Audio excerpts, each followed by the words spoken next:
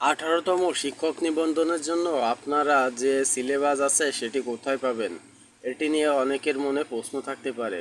তো আমি আজকে আপনাদের দেখাতে যাচ্ছি যে কিভাবে আপনারা সিলেবাস ডাউনলোড করবেন বা সিলেবাসটি কোথায় পাবেন। তো প্রথমে আপনাদের হাতে থাকা মোবাইল বা আপনাদের যে কম্পিউটার আছে ওটি থেকে গুগল ক্রোমে প্রবেশ করবেন। গুগল ক্রোমে প্রবেশ করার পর সার্চ বারে লিখবেন NTRCA। এনটিআরসি এনটিআরসি লেখার পর আপনারা ইন্টার বা সার্চ বারে টাচ করবেন। টাচ করার পর আপনাদের সামনে এমন একটি ওয়েবসাইট বা এমন পেজ আসবে। এখান থেকে দেখেন বেসরকারি শিক্ষক নিবন্ধন ও প্রত্যয়ন কর্তৃপক্ষ এনটিআরসিএ। এই এনটিআরসিএ এটির উপর ক্লিক করবেন বা টাচ করবেন।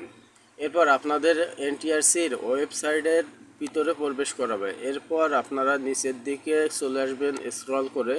আসার পর এখানে আপনারা সিলেবাস সংক্রান্ত এইখানে সিলেবাস সংক্রান্ত আপনারা একটি বক্স পেয়ে যাবেন। এই বক্সের ভিতরে আপনাদের পরীক্ষা বিজ্ঞপ্তি, স্কুল পর্যায়ে সিলেবাস, স্কুল পর্যায়ে 2 সিলেবাস, কলেজ পর্যায়ে 2 সিলেবাস।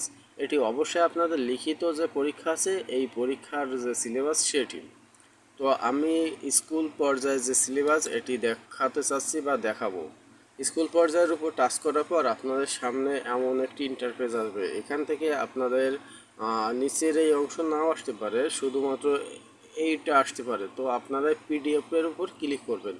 ক্লিক করার পর আপনাদের ডাউনলোড অপশান আসবে, তারপর ডাউনলোড করে দেবেন।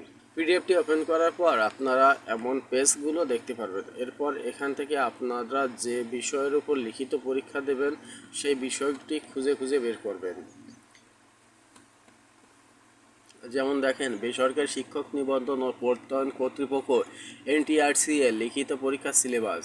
পদের নাম সহকারী শিক্ষক বাংলা, বিষয় বাংলা, বিষয় কোড 301, পূর্ণমান 100, সময় 3 ঘন্টা। ক সাহিত্য।